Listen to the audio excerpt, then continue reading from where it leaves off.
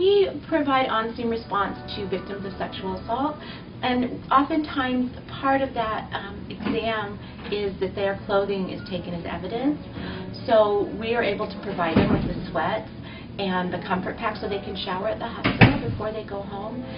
If it weren't for the generosity of the community, we would have no way to provide those items. And it never ceases to amaze me when you're working with somebody at the hospital who's just gone through a sexual assault, how appreciative they are for a pair of sweats. It's just amazing.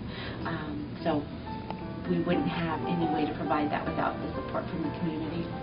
Not in our wildest dreams would we have thought that we would have been that blessed and people would have been as generous as they are. So this year what we're asking for are coloring books, crayons, handheld toys, puzzles, games for little ones through teens. Another item that we've requested this year is 911 cell phones that people are no longer using.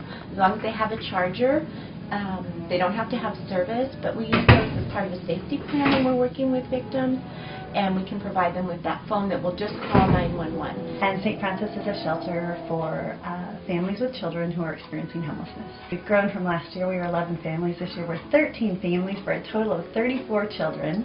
So you can imagine that the holidays is a really exciting time. It's just that, that magic of Christmas. And I think for the kids that live here, or for any kids that are experiencing such a crisis as homelessness, to have something magic means even more somehow to me for those children.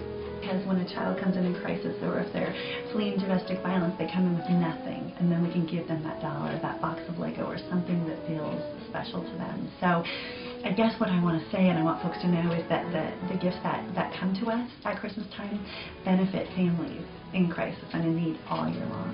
And that's a really important piece of information for folks to have. And because folks lived in these self-contained apartments and they come to us most of the time with nothing, that we like to stock up kitchens, so pots and pans and dishes and cups, and especially because we're a family shelter with lots of little friends, plastic tumblers or sippy cups, silverware, anything they might have that they're ready to move on. Maybe they're replacing things, or maybe they want to buy something new for a family. Then we would put that in the family's apartment, and when they move into their permanent housing, all those things go with them. And so that's why we're constantly replenishing our stocks and our resources, is we want to set a family up ready to go in their new home, so they don't have to make stressful decisions like, should I buy new dishes or should I pay my rent?